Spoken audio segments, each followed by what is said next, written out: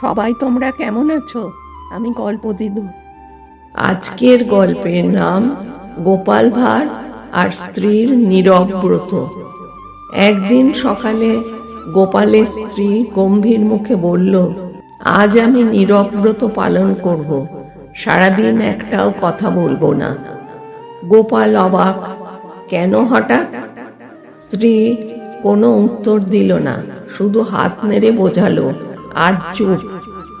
গোপাল মনে মনে ভাবল, আজ তো আমার ভাগ্য খুলে গেল।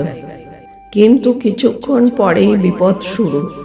দুপুরে গোপাল খেতে বসে দেখল ডালে নুন নেই, তরকারিতে ঝাল নেই। গোপাল ইশারায় বোঝাতে চেষ্টা করল, নুন দেবে? স্ত্রী চোখ বড় করে শুধু মাথা নাড়ল, না। গোপাল আবার ইশারা করল, ঝাল? স্ত্রী মুখ শক্ত করে চুপ। গোপাল শেষমেশ উঠোনে গিয়ে চিৎকার করে বলল, হে ভগবান, নীরব ব্রত যে এত শব্দ করে কষ্ট দেয় তা জানতাম না। স্ত্রী দূর থেকে হাত নেড়ে ইশারা করল, চুপ। বিকেলে গোপাল এক ফন্দি আটল। সে নিজেই জোরে জোরে কথা বলতে শুরু করলো, আহা, আজ আমার স্ত্রী কত সুন্দর দেখাচ্ছে, আজকের রান্না অসাধারণ, এমন স্ত্রী পেয়ে আমি ধন্য। স্ত্রী প্রথমে দাঁত কামড়ে চুপ থাকলো, কিন্তু শেষমেশ আর পারল না। সে হেসে বলে উঠল, চুপ করো, আর সহ্য হচ্ছে না।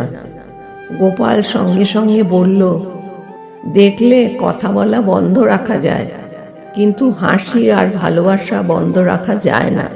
স্ত্রী হেসে ফেলল, নীরব ব্রত ভেঙে গেল।